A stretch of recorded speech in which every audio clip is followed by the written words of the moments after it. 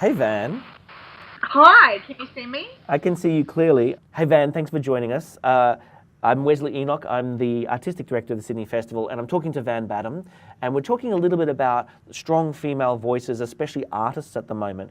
And there's a whole lot of stuff in the program that we've got here in Sydney Festival, Van, which talks about, well, from the 1970s kind of feminist movement through to Pussy Riot now. What's changed, do you think, in women's voices and the context in which we're seeing them?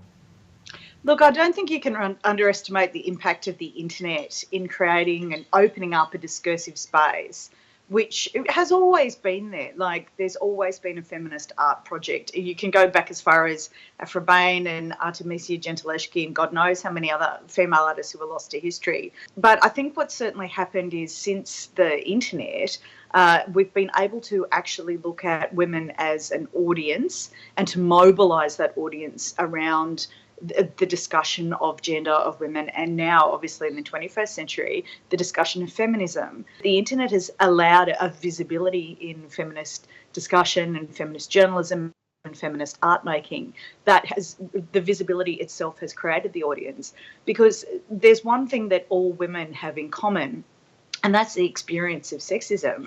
Like the disadvantage that comes with inhabiting a female identity is something that affects you from the day that you're born. You talked too about the waves of the feminist position, and we've got this show Town Hall Affair, which Germaine Greer is part of that from the 1970s, and Norman Mailer's discussion about his response to the female eunuch at the time, and just the waves of feminism. There's sometimes conversations that there's shifts there. Do you see a clear through line? Are there kind of as many seismic shifts as I think lots of male commentators want to talk about? Well, of course, male commentators, a lot of them have quite an agenda to discuss the Feminist Project because they feel so excluded. And I'm always like, it's not very nice feeling excluded, is it? But certainly society changes and the waves of feminism represent broader social movements and different material circumstances. I mean, for example, if we're talking about first wave feminism in the West, which is the suffragette movement, I mean, those women were also very politically wedded to the idea of temperance and with the backbone of the prohibition movement in the United States of America. And I mean, that is literally a foreign country to us living in the 21st century in 2017, where, issues around socialisation and the way that women are able to engage in leisure and public society is so different. I mean, one of the great feminist projects in first wave feminism was the right of women to ride bicycles, and the history of the feminist movement being based around women seeking transport freedom.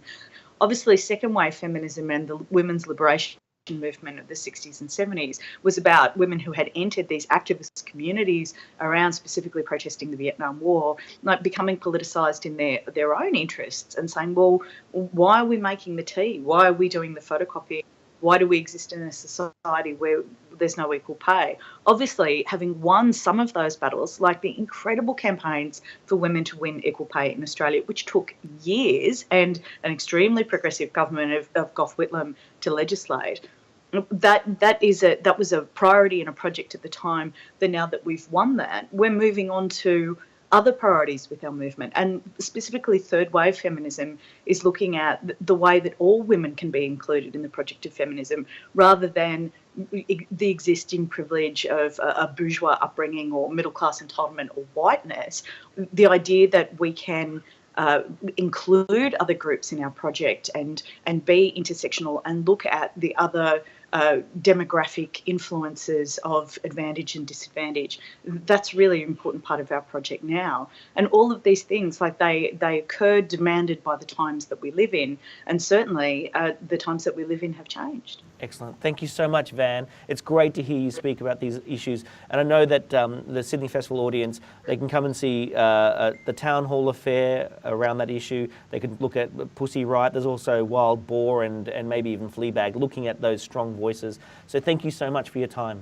Oh, I'm so thrilled you're bringing up Pussy Riot. I was in Sweden about 5 years ago, protesting to get those girls out of prison at the Women's Playwrights International Conference. And all of these female playwrights from something like 70 countries marched down the streets of Stockholm demanding their release. And it was such a powerful moment of solidarity from women from the most diverse backgrounds you could possibly imagine, and to see those women now represented at the Sydney Festival, like, that makes me feel there's hope for the world.